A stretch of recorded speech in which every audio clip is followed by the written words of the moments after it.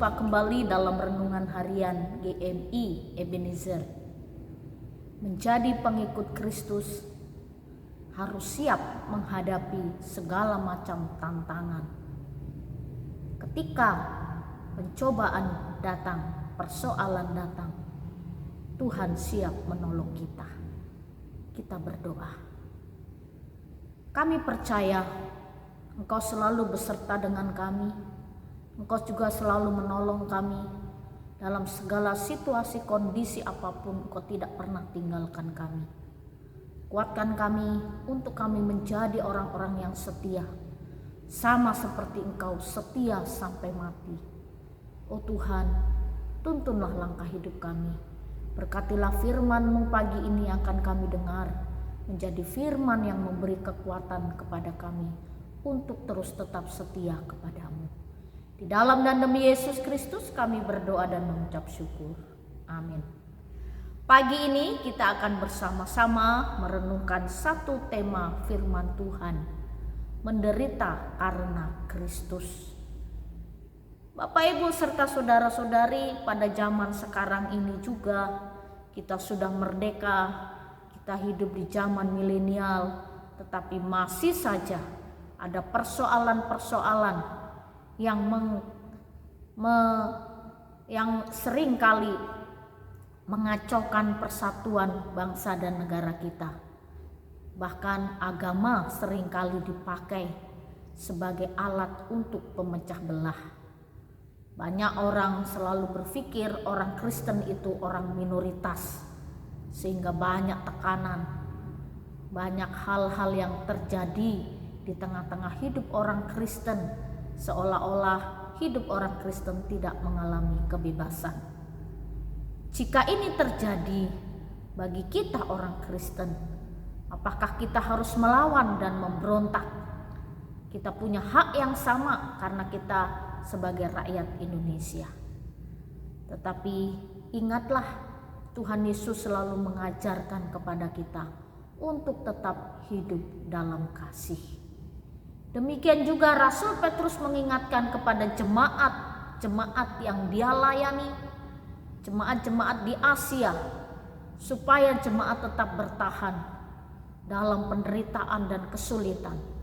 Sebagai orang Kristen, apapun yang mereka kerjakan, seringkali mereka mendapat tekanan dari pemerintah dan dari berbagai macam pihak. Tetapi Petrus sebagai Rasul Allah mengingatkan kepada mereka untuk tetap bertahan. Dia katakan dalam 1 Petrus 4 ayat yang ke-14. Berbahagialah kamu jika kamu dinista karena nama Kristus, sebab roh kemuliaan yaitu roh Allah ada padamu. Jadi berbahagialah kamu jika kamu dinista karena Kristus. Justru kita berbahagia ketika kita mengalami penderitaan, kesulitan karena Kristus, karena iman percaya kita, karena kita menjadi pengikutnya. Kita harus tetap berbahagia, sebab roh kemuliaan yaitu roh Allah ada padamu. Karena ketika tekanan, penganiayaan, dan penderitaan terjadi atas iman percaya kita, Tuhan sendiri yang datang membela kita. Bapak Ibu serta saudara-saudari, ada banyak tantangan ketika kita menghadapi orang-orang yang belum ada di dalam Kristus. Tapi bukan berarti kita menyerah.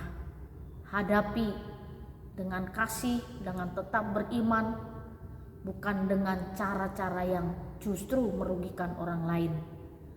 Kita orang Kristen ketika menghadapi penderitaan, kesulitan, harus tetap kita hadapi seperti Yesus Kristus menghadapi kesulitan. Disinilah kita dibutuhkan hikmat Tuhan. Jadi Yesus katakan, jangan melawan kejahatan dengan kejahatan, tetapi lawanlah kejahatan dengan kebaikan.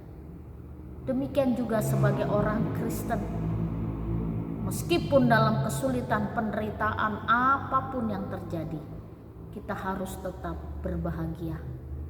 Kristuslah yang menjadi penolong, Kristuslah yang akan menuntun langkah hidup kita. Ketika kita menderita karena Kristus, disitulah kebahagiaan hidup kita. Iman semakin bertumbuh, iman semakin kuat, dan Tuhan semakin menopang kita. Kiranya Tuhan menolong kita. Kita berdoa. Kami tahu Engkau selalu ada bagi kami. Tolonglah kami ya Tuhan, terlalu mengerti kehendak-Mu dan rencana-Mu dalam hidup kami. Ini doa kami. Di dalam dan demi Yesus Kristus kami berdoa dan mengucap syukur.